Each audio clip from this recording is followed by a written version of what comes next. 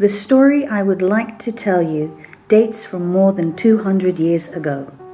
It tells a love story of a famous captain and a beautiful young witch.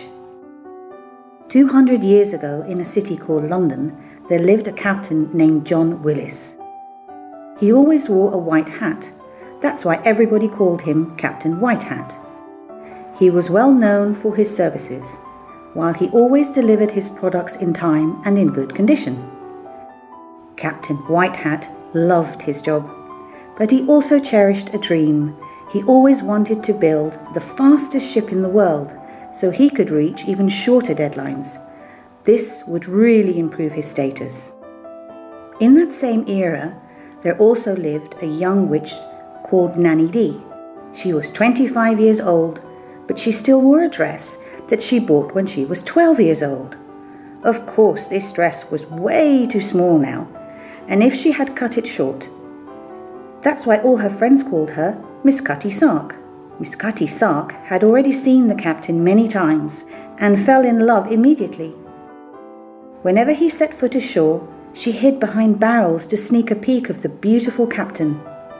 Sadly, he had never seen her before, while she was too shy to show herself. Ever since the day she fell in love, she secretly helped the captain with his heavy tasks. She used her magical powers to provide a favorable wind when the ship had to sail away. Of course, she did all this in secret, because a witch can never help a human being, let alone fall in love with one. That was the first and most important rule of witchcraft. One day, Captain White Hat Willis was wandering through the harbour of London when he saw a young girl hiding behind some barrels. He was immediately struck by her beauty. Curly grey hair and eyes as blue as the great ocean. He too fell in love immediately. The captain asked for her name. Miss Cutty Sark, she said.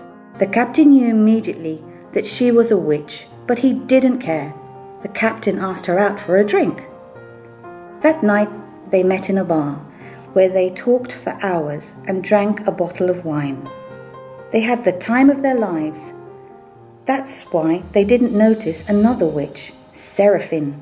Seraphine saw Miss Cutty Sark hanging around a human being and was furious. So she ran to the other witches. Miss Cutty Sark fell in love with a human being. It's a disgrace. The other witches agreed. They decided to confront Miss Cutty Sark at an event that would take place later that night. Back at the bar, Miss Cutty Sark noticed that it was almost midnight. She told her loved one that she had to go to an important event at the cemetery. Captain White Hat wanted to go with her. That's not possible, Miss Cutty Sark said. The event is for witches only. If the other witches ever find out about your presence, they will kill you. So she got up and ran away. Captain White Hat never felt lonely in his entire life. That's why he decided to go to the event anyway. So he took his horse and started looking for the cemetery. In the meantime, Miss Cutty Sark arrived at the witches' gathering. All of the witches were waiting for her. Come closer, Nanny Dee, one of the eldest witches said. Something in her voice made Cutty Sark shiver. The elder witch continued, We know your secret. Seraphine saw you and that man at the bar. How could you do this to us? You know the punishments. Miss Cutty Sark remained silent. She knew the punishment indeed. Death. Today we will be merciful, the elder witch said. But listen closely, 'cause we set the following curse upon you. If you ever see the face of your lover again, your heart and your body will slowly turn into wood. The sky turned light for a second, and Miss Cutty Sark knew that the curse was officially set upon her. She had to forget the captain as fast as possible, and she knew that the best way to forget him was to drink and to dance the memories of her loved one away. At that moment, Captain John White Hat Willis arrived at the cemetery, so he hid in the bushes where no one could see him. What he saw at the cemetery was incredible. A weird kind of music made all the attendants of the event dance around an open fire. They were all in some kind of trance. Still, the captain only had eyes for one witch, Miss Cutty Sark.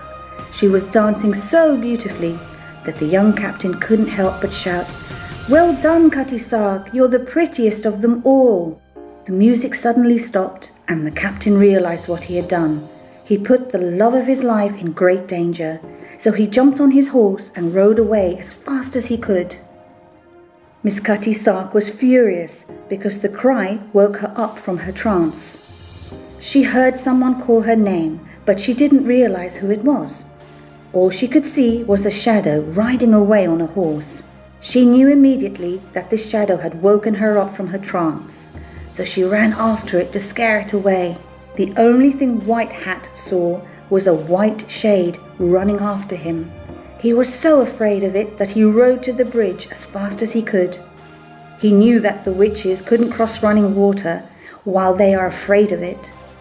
"Please let Miss Cutty Sark save me," he thought as he saw the white shade approaching. The furious Miss Cutty Sark was almost able to grab the man. She already grabbed the tail of his horse. The horse made a weird sound, as if it was afraid. So the captain turned around and looked the witch right in her eyes. When he recognized her, the sky turned light for the second time that night. Miss Cutty Sark recognized the captain too. She felt a strange feeling in her heart as it stopped beating. Immediately afterwards, she wasn't able to move her head, and then her arms. Eventually, she even lost the feeling in her fingers and legs. Slowly, her entire body turned into wood. She couldn't move or feel anything. She only shed one last tear. It was the very last one in her entire life. Miss Cutty Sark, completely transformed into wood, fell on the ground, tearing off the horse's tail. Captain White Hat stopped his horse, not realizing what terrible thing just happened. When he saw the love of his life lying on the ground, completely made of wood, he couldn't help but cry. He was so devastated that he carried the statue back to the harbour. He would look after her for as long as he could. Months passed and Captain White Hat finally completed his new ship, a ship that would become the fastest of its time. He called the ship Cutty Sark, after the only love of his life. During these months, he carried Miss Cutty Sark around as if she were alive. He protected her and he even put a blanket over her when it was cold. But Miss Cutty Sark showed no sign of life. Captain White Hat knew that he had really lost her, so he decided to make her the figurehead of his new ship. In that way, they would always be together until his dying day. The end.